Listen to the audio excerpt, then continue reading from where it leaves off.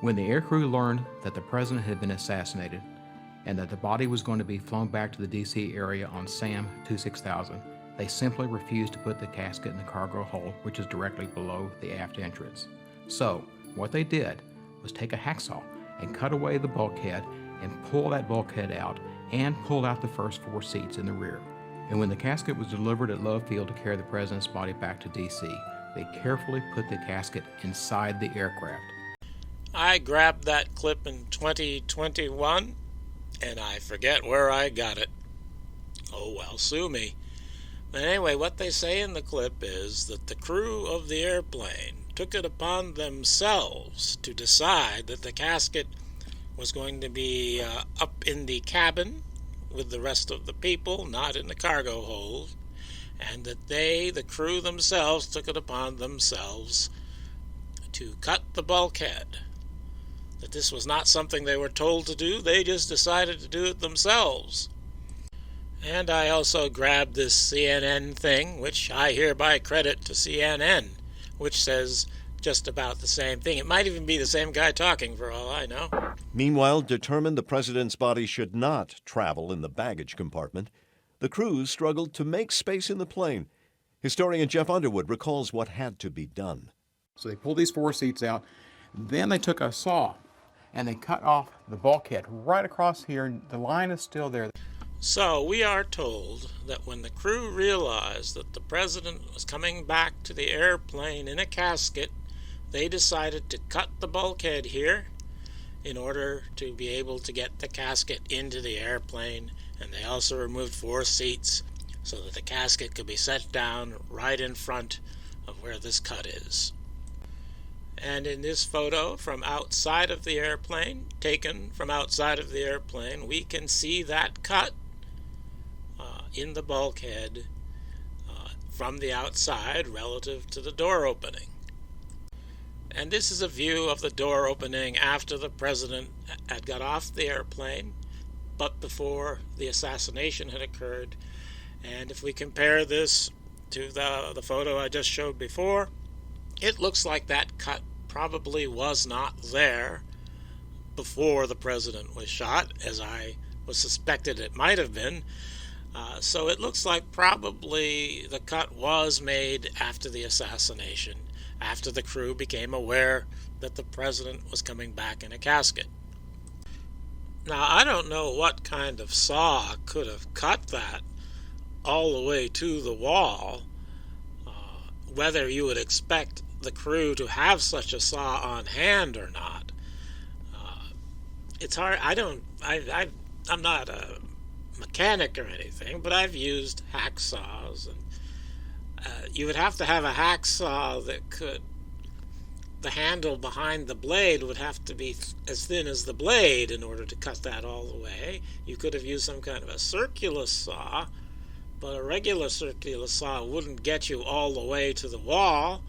So it's hard for me. I don't know if it's reasonable to think that the crew would have had on hand a saw that could have made that cut with the bulkhead in place like that. But whatever, apparently somebody decided to cut that after the president was shot, and apparently the appropriate saw was on hand somehow. Now, curiously, although it is not described by our friendly historian, apparently another cut was made on this part of the wall that leads into the galley, as if somebody thought it might be a good idea to be able to get a casket into the galley. And as we can see here, Jeff the historian is pointing out the cut to the bulkhead where the seats are, but in that same frame of film we can see just a little piece of the cut into the bulkhead where the galley is, and Jeff doesn't seem to think that's important. And this photo, which shows very clearly the cut in the bulkhead that Jeff pointed out, also shows where the cut is in the bulkhead where the galley is, though it doesn't show up very well in this photo, curiously. So even though this galley cut is further away from the camera, perhaps not in the same focus as the talked about bulkhead cut, nonetheless, I think it should show up way better than that.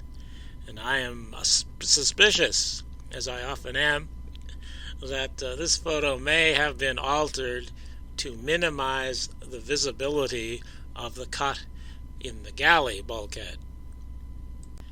But fortunately, in this photo, the cut is very clear. And both of the cuts have trim added to them, the same trim, on the sides anyway. But here on the end, that same trim isn't there because there's already a wide trim there, and the cut goes through that wide trim.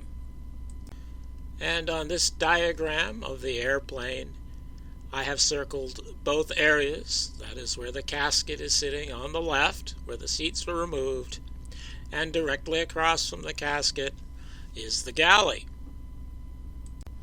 Now, if you're kooky enough to think that alterations could have been done to JFK's body, that some kind of surgery could have been done, say to remove the bullet that went into the throat from the front, or perhaps to produce an apparent bullet entry hole in the back when he really wasn't shot there on Elm Street, or various other things that somebody might have wanted to do to the body, then I think you should consider the possibility that this galley would make an excellent place to do that while the plane was on its long flight back to Washington.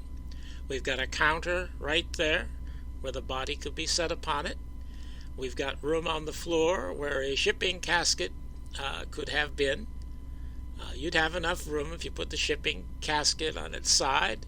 You'd have enough room to stand there and do the work on the body, and then to put the body into that shipping casket.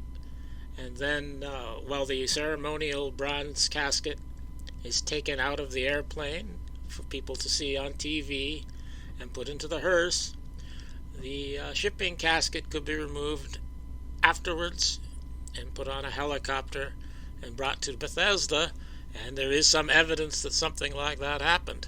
So I think this galley should figure into your kooky theories if you think the body was altered before the autopsy. And as this photo shows, the galley can be made private. There is an open window area that presumably food would be handed out to people through that.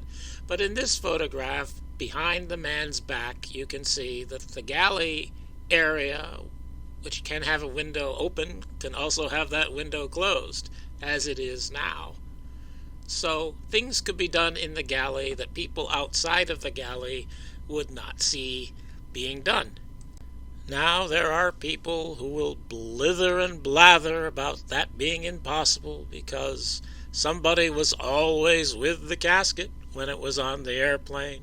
Jackie was always there, and they are saying that Jackie and Clint Hill were both sitting on the casket the whole time, so nothing at all could have been done to it, to the body. But of course that's ridiculous. That's not true. We have this from Clint Hill himself, his November 30th report, where he says the aircraft could not immediately depart because Vice President Johnson had to be sworn in as the 36th President of the United States, and it was necessary to wait for a judge to arrive to do this. All personnel on Air Force One, including Mrs. Kennedy, were requested to witness the swearing-in ceremony which took place in the presidential compartment of Air Force One at 2:38 p.m. I also attended. So while LBJ was being sworn in, Jackie and Clint Hill, and according to Clint Hill, everybody else on the airplane was present for the swearing in. So if everybody else was with LBJ when he was being sworn in, that would mean nobody was with the casket. Of course, I'm not contending that nobody was with the casket. I think somebody still was there, probably two people, and that they removed the body from the casket and put it into the galley.